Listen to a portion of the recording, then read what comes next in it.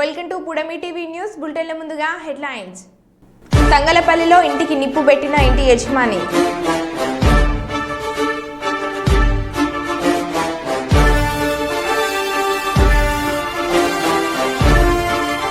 Ramoji groups అధినేత రామోజీరావు మరణించడం పట్ల కుప్పం జర్నలిస్టుల సంతాపం.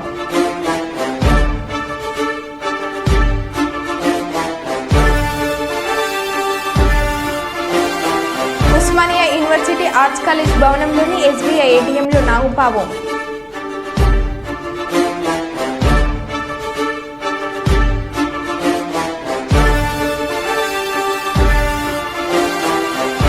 మోదీ ప్రమాణ స్వీకారోత్సవానికి ఢిల్లీలోని రాష్ట్రపతి భవన్ ముస్తాబ్.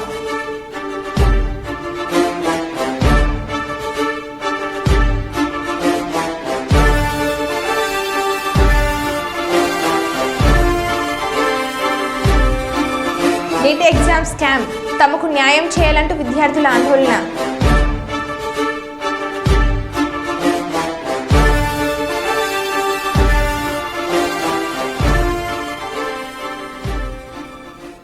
ఇక వివరాల్లోకి వెళ్తే, నీట్ ఎగ్జామ్ స్కామ్, తమకు న్యాయం చేయాలంటూ విద్యార్థుల ఆందోళన.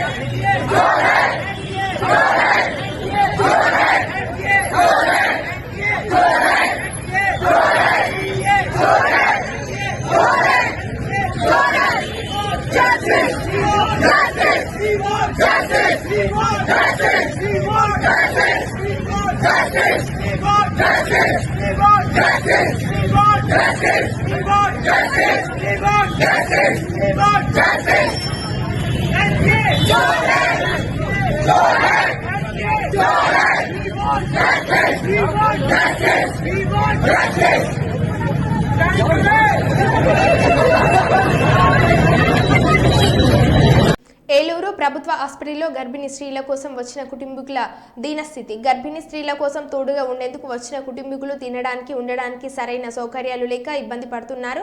గర్భిణీ స్త్రీలు మొన్నటి వరకు ఉన్న ఎండలకు ఉండలేక ఉక్కపోతతో ఇబ్బందులు పడుతున్నారు.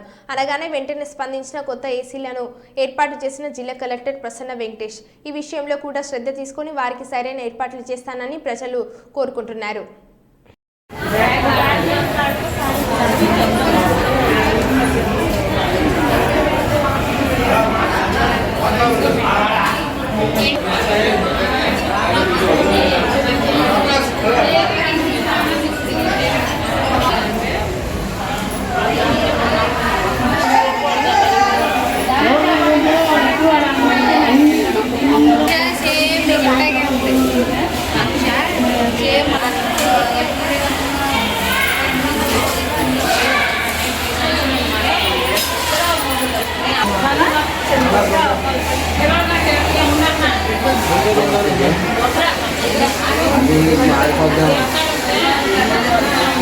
ఈనాడు సంస్థల అధినేత పద్మవిభూషణ్ రామోజీరావు మరణం అత్యంత బాధాకరమని మాజీ ఎమ్మెల్సీ వైబీవి రాజేంద్ర ప్రసాద్ అన్నారు. ఉయ్యూరులోని వైవీబీ కార్యాలయంలో ఏర్పాటు చేసిన కార్యక్రమంలో పాల్గొని రామోజీరావు చిత్రపటానికి పూలమాలలు వేసి నివాళులు అర్పించారు. అనంతరం వైవీబీ మాట్లాడుతూ రామోజీరావు తెలుగు జాతికి ఒక వెలుగు దివిలాంటిలాగా నిరంకుశ పాలనపై తన ఈనాడు పత్రిక ఈటీవీ ద్వారా ప్రజలను చైతన్యపరిచారని కొనియాడారు.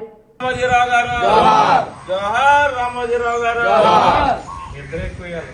వర్క్ చేస్తుంది మీరే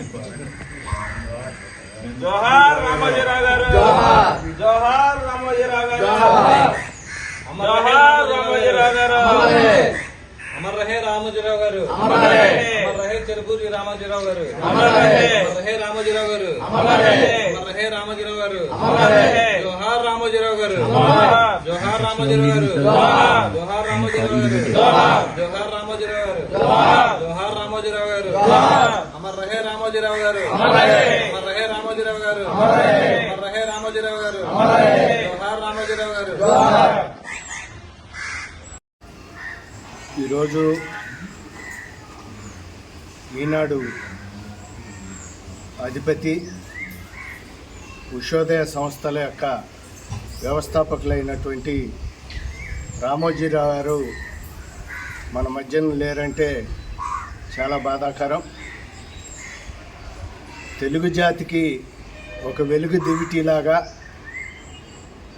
తెలుగు జాతికి ఎప్పటికప్పుడు ఒక దిశానిర్దేశం చేస్తూ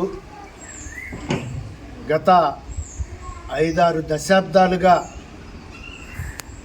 ఆయన తెలుగు జాతికి అందించినటువంటి సేవలు అమోఘమైనవి.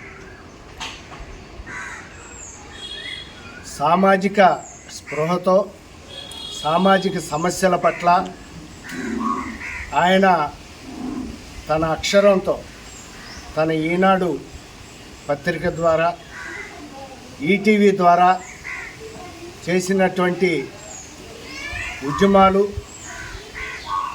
చేసినటువంటి పోరాటాలు, అలాగే రాష్ట్రంలో దేశంలో జరుగుతున్నటువంటి నిరంకుశ పరిపాలన మీద, నాయకుల మీద ఆయన చేసిన పోరాటాలు, రాజీ లేని విధానాలు అవి ఏనాటికి కూడా మరువలేవు.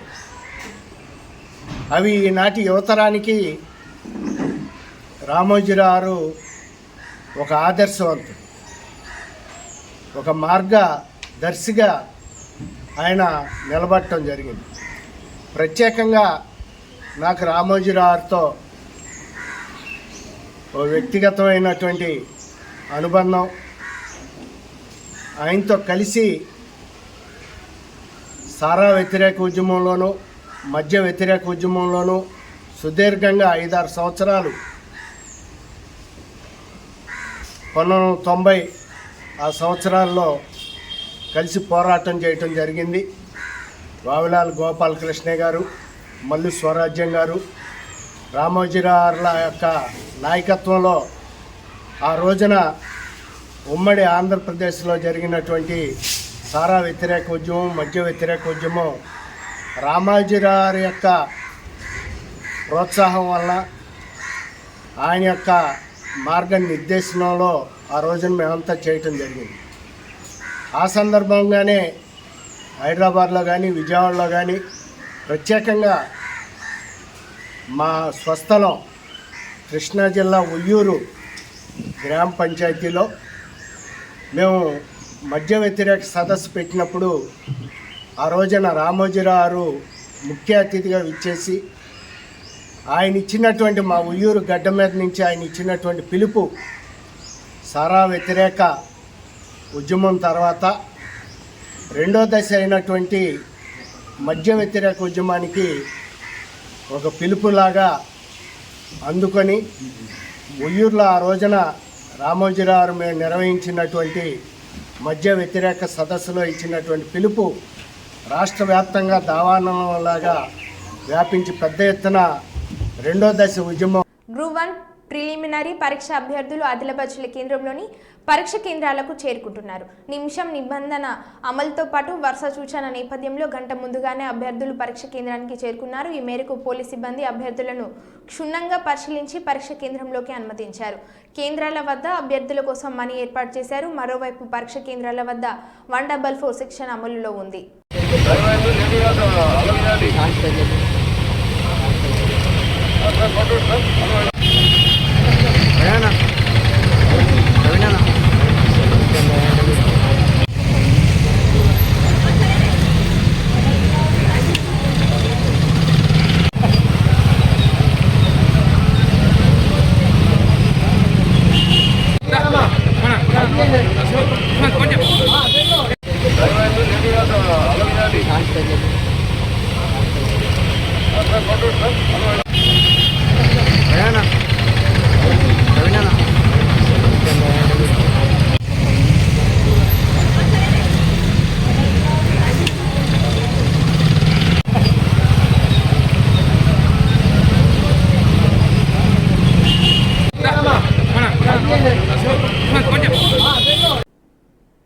తెలంగాణ ఎస్బీఐ ఏటీఎంలో నాంపాము.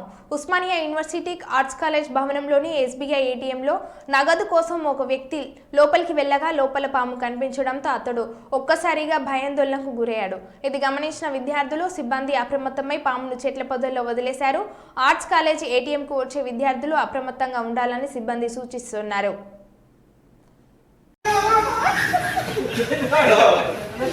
నల్ల కాదు ఇట్లా వస్తున్నావా? నేను ఇక్కడే ఉన్నా, అది ఇక్కడ ఉంది.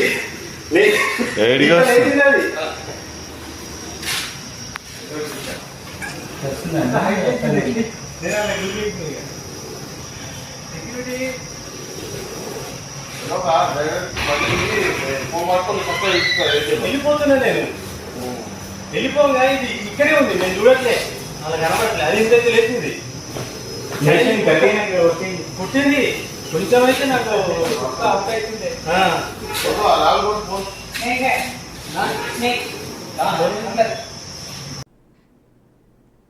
మోదీ ప్రమాణ స్వీకారోత్సవానికి ఢిల్లీలోని రాష్ట్రపతి భవన్ ముస్తాబవుతుంది.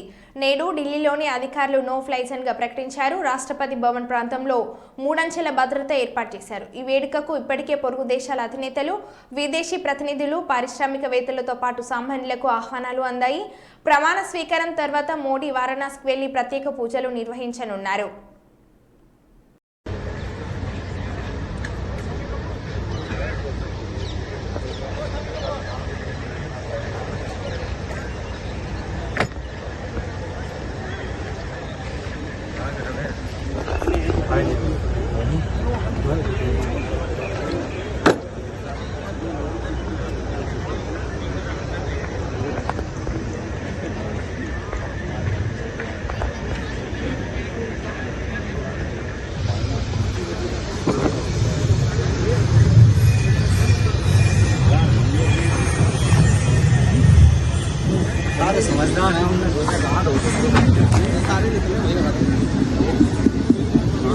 దుగ్గొండి మండలంలోని గ్రామాల్లో ప్రభుత్వ పల్లె దవాఖాన తీరు చూస్తే దయనీయంగా మారింది. తెలంగాణ ప్రభుత్వం ఎంతో ప్రతిష్టాత్మకంగా ఏర్పాటు చేసిన ప్రభుత్వ పల్లె దవాఖానాలు వైద్య సిబ్బంది పర్యవేక్షణల అధికారుల నిర్లక్ష్యం వల్ల సమయ పాలన పాటించకుండా తమకిష్టం వచ్చిన రీతిలో సమయానికి హాజరై సేవలు అందించడంలో విఫలమవుతున్నారు అనడంలో అతిశయోక్తి లేదు. మండల పరిధిలోని నాడు మందపల్లి, తొగరాయి, కేశవపురం, మల్లంపల్లి, తిమ్మంపేట, దుగ్గొండి పల్లె దుకాణాలలో వైద్య అధికారితో పాటు సిబ్బంది విధి నిర్వహణలో భాగంగా ఉదయం 9 గంటల నుంచి సాయంత్రం 4 గంటల వరకు విధులు నిర్వర్తించాలి. కానీ నేడు ప్రభుత్వ నియమ నిబంధనలు తుంగలో తొక్కుతూ నియమావళికి విరుద్ధంగా వ్యవహరిస్తున్న తీరు ఏమాత్రం సరికాదని అధికారులపై రోగులు, ప్రజలు వారి భిన్న అభిప్రాయాలను వ్యక్తం చేస్తున్నారు. దుగ్గొండి మండల కేంద్రంలో ఉన్న అన్ని గ్రామాలు వ్యవసాయ ఆధారిత కుటుంబాలు, రోజువారీ కూలీలు. వీరు అనారోగ్యం పాలైతే ప్రైవేట్ వైద్యశాలలో వైద్యం చేయించుకోవాలని పరిస్థితి. వైద్య సిబ్బంది సమయం పాటించకపోవడం, రోగులు ఆసుపత్రికి వెళ్లిన సందర్భాల్లో వైద్యుడు కానరాకపోవడం, వైద్యుడు లేని విషయంపై సిబ్బందిని వివరణ కోరగా సిబ్బంది ఇచ్చే వివరణలో డాక్టర్ ఇచ్చే వివరణలో వ్యత్యాసం పలు విధాలుగా ఉంటుంది. నిబంధనలను అతిక్రమించి తమ విధులకు రాకుండా చేసే పనులు, రిజిస్టర్ యథేచ్ఛగా హాజరు వేసుకోవడం, ఇదంతా అధికారుల పర్యవేక్షణలో జరుగుతుందా, వైద్యుల ఇష్టారాజ్యంగా నడుస్తుందా వారికి తెలియాలి. అధికారుల తీరు మార్చుకోకపోతే వైద్య సిబ్బందిపై స్థానిక జిల్లా వైద్య ఉన్నతాధికారికి, కలెక్టర్కు ఫిర్యాదు చేస్తామని ప్రజా సంఘాలు డిమాండ్ చేస్తున్నారు.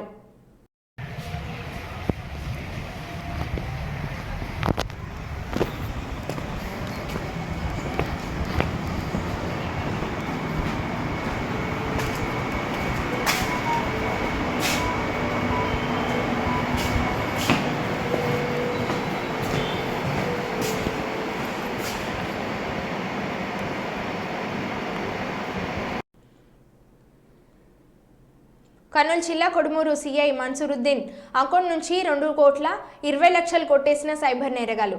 సిఐ పర్సనల్ సిమ్ బ్లాక్ కావడంతో ఆలస్యంగా వెలుగులోకి వచ్చిన ఘటన.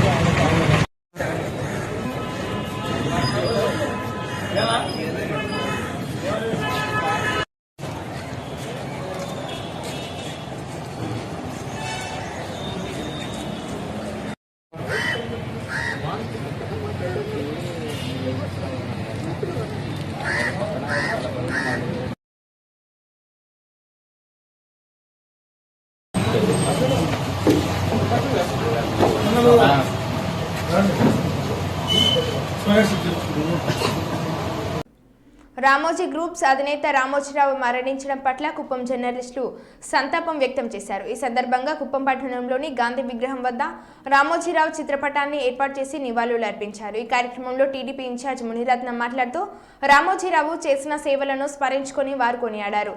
సినీ రంగంలోనూ రామోజీరావు తనదైన శైలిలో ముద్ర వేసుకున్నారని పేర్కొన్నారు. ఈ కార్యక్రమంలో జర్నలిస్టులు మరియు పలువురు టీడీపీ నేతలు తదితరులు పాల్గొన్నారు.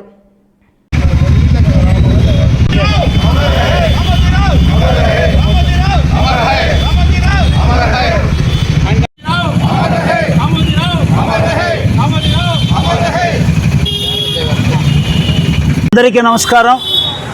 ఈరోజు చాలా బాధాకరమైన రోజు. యావత్ తెలుగు ప్రజలందరూ కూడా దిగ్భ్రాంతికి గురైనాం. మన దేశం గర్వించదగ్గ తెలుగు బిడ్డ, పద్మవిభూషణ్, అనేక అవార్డుల గ్రహీత, నిత్య కృషివలుడు, ఒక ఆదర్శమైనటువంటి వ్యక్తి మన రామోజీరావు గారు చనిపోవడం చాలా బాధాకరం. ఆయన జీవితం మనందరికీ కూడా ఆదర్శం. ఎందుకంటే కొంతమంది మహానుభావులు వాళ్ళు ఒక సాధారణ వ్యక్తులుగా జన్మించి వాళ్ళు స్వయం కృషి ద్వారా అనేక రంగాల్లో కూడా రాణించి ఒక సమాజానికి మార్గదర్శకంగా నిలిచినటువంటి వ్యక్తులు. నందమూరి తారక రామారావు గారు కానీ, డాక్టర్ బిఆర్ అంబేద్కర్ కానీ, మహాత్మా పూలే కానీ, అదేవిధంగా నారా చంద్రబాబు నాయుడు కూడా వాళ్ళందరూ ఒక చిన్న రైతు కుటుంబంలో జన్మించి వాళ్ళు స్వయం కృషితో ఆ రోజు రామోజీరావు గారు కృష్ణా జిల్లా గుడివాడ పక్కన ఒక కుగ్రామంలో జన్మించినటువంటి వ్యక్తి.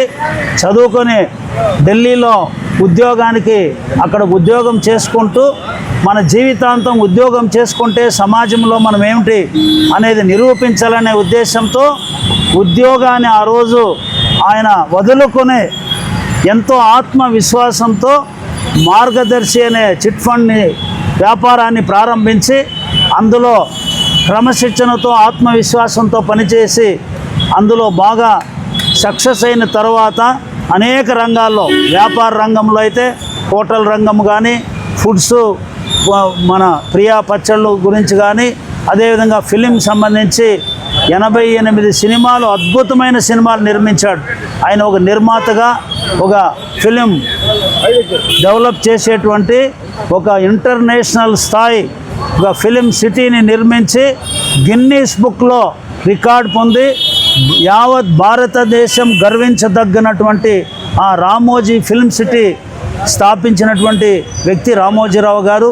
ముఖ్యంగా పత్రికా రంగంలో ఒక వినూత్నమైనటువంటి మార్పులు తీసుకొచ్చి ఆ రోజు ఈనాడు దినపత్రికని స్థాపించడం, ఈటీవీని స్థాపించడం, ఈటీవీలో అనేక రకాల ఛానళ్ళు, అనేక అంశాలను కవర్ చేయడం, ముఖ్యంగా రైతులకు సంబంధించి అన్నదాత కార్యక్రమాన్ని ఆయన ఒక రైతుగా రైతులకు సేవ చేయాలనే ఉద్దేశంతో ఆయన రైతుల్ని చైతన్యవంతం చేయడానికి ఆయన తీసుకొచ్చినటువంటి మార్పులు జీవితాంతం ఆయన రాజకీయ రంగంలో కూడా ఒక చాణక్యుడిలాగా అందరికీ కూడా సలహాలు ఇస్తూ ఆయన ఒక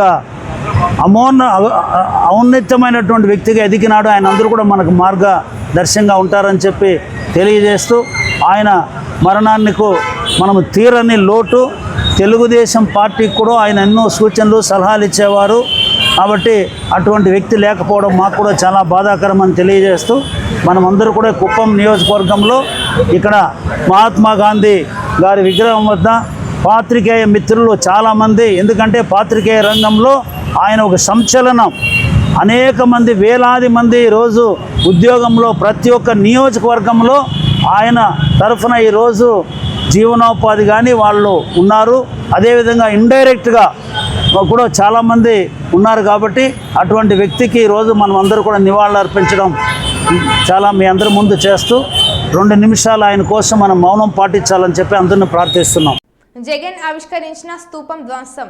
అమరావతి ప్రాంతంలో జగన్ పేదలకు సెంటు స్థలాలను కేటాయించారు. ఆ సమయంలో కృష్ణయ్యపాలెం శివార్లో శంకుస్థాపన చేసి నమూనా ఇంటితో పాటు స్తూపాన్ని ఏర్పాటు చేశారు. అయితే కొందరు గుర్తు తెలియని వ్యక్తులు ఏర్పాటు చేసిన స్తూపాన్ని, శిలాఫలకాన్ని జేసీబీలతో ధ్వంసం చేశారు. ఈ విషయం ఆలస్యంగా వెలుగులోకి వచ్చింది. ఈ ఘటనపై వైసీపీ నాయకులు తీవ్రంగా మండిపడుతున్నారు.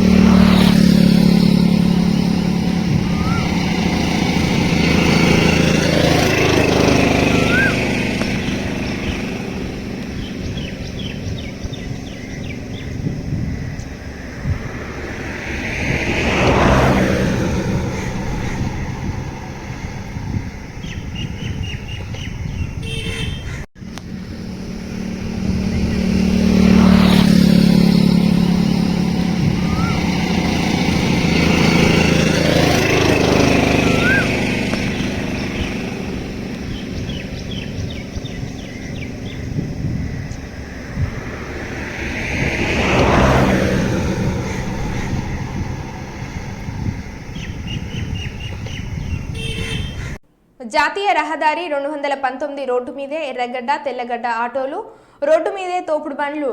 ఒక సందర్భంలో నరి రోడ్డు మీదకు పశువుల సంత, చుట్టూ కూరగాయలు, చిల్లర సామాన్లు, అంగళ్ళు, కోళ్ల సంత, గొర్రెల సంత.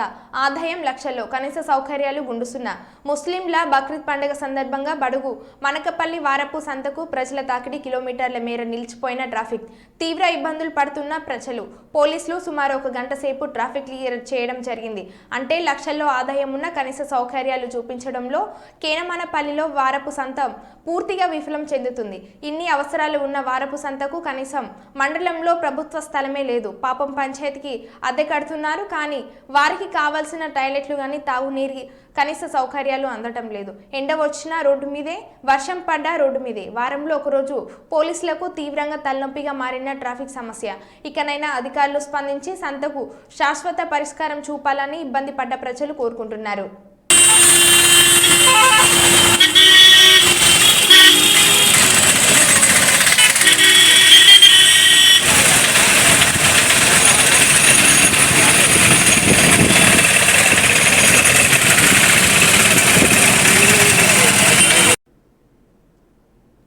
టీవీ స్టాక్ తెప్పించలేదని మందు తాగి నగ్నంగా టీవీ షోరూం దగ్గరికి వెళ్లిన వ్యక్తి. మంచిర్యాల జిల్లా కేంద్రంలోని లడ్డా డిజిటల్ షోరూంలో ఒక వ్యక్తి టీవీ కొనడానికి వెళ్ళగా స్టాక్ లేదని 2 రోజుల తర్వాత రమ్మని చెప్పారు. ఈ రోజు తిరిగి వెళ్ళగా ఆయన స్టాక్ లేదని అనడంతో ఆ వ్యక్తి ఫుల్గా మందు తాగి బట్టలు లేకుండా షోరూంకి దగ్గరికి వెళ్లి హల్చల్ చేశాడు.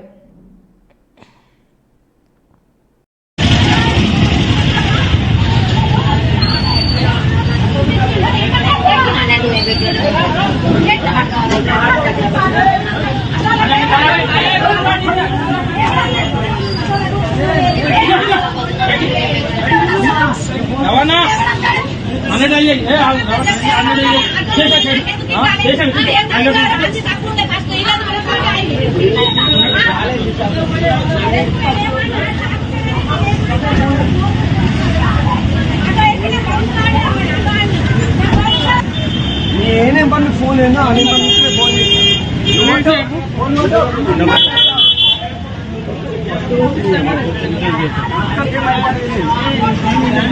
మీరు ఏమైందమ్మా? ఏమైంది? ఆటో ఎక్కిన దుడ్డు తప్పు కదా, ఇప్పుడు మేము ఎట్లా తీసుకొని పోయేటోళ్ళం కదా, కొడతాను ఈ షాప్ ని దేశంలో పెట్టదు. మీరేమనుకుంటారు?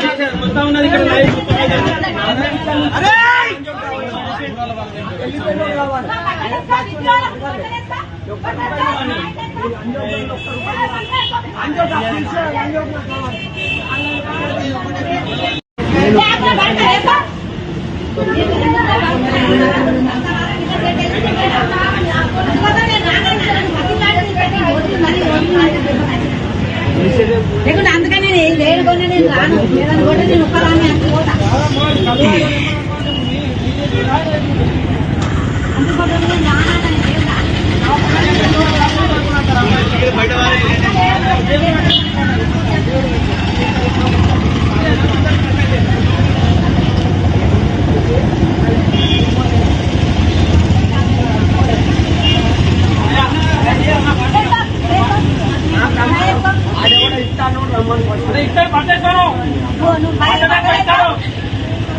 ప్రశాంతంగా ప్రారంభమైన గ్రూప్ 1 పరీక్ష. టీజీపీఎస్సీ ఆధ్వర్యంలో నిర్వహిస్తున్న గ్రూప్ 1 ప్రిలిమినరీ పరీక్ష ఆదివారం ప్రశాంతంగా ప్రారంభమైంది.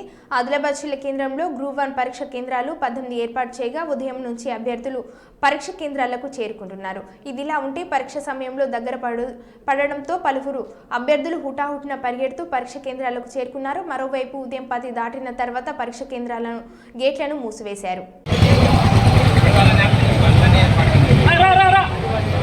గేట్ కూడా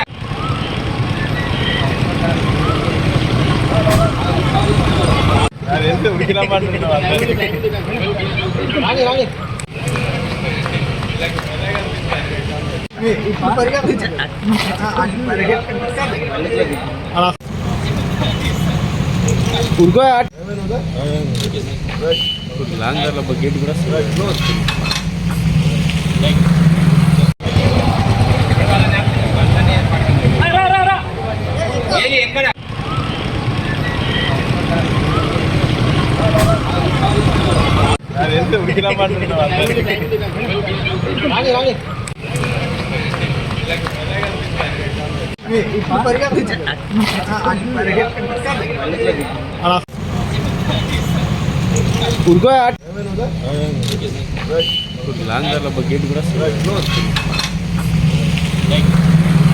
ప్రశాంతంగా ప్రారంభమైన గ్రూప్ 1 పరీక్ష టీజీపీఎస్సీ ఆధ్వర్యంలో నిర్వహిస్తున్న గ్రూప్ 1 ప్రిలిమినరీ పరీక్ష ఆదివారం ప్రశాంతంగా ప్రారంభమైంది. ఆదిలాబాద్ జిల్లా కేంద్రంలో గ్రూప్ 1 పరీక్ష కేంద్రాలు 18 ఏర్పాటు చేయగా ఉదయం నుంచి అభ్యర్థులు పరీక్ష కేంద్రాలకు చేరుకుంటున్నారు. ఇదిలా ఉంటే పరీక్ష సమయంలో దగ్గర పడడంతో పలువురు అభ్యర్థులు హుటాహుటిన పరిగెడుతూ పరీక్ష కేంద్రాలకు చేరుకున్నారు. మరోవైపు ఉదయం 10 దాటిన తర్వాత పరీక్ష కేంద్రాలను గేట్లను మూసివేశారు.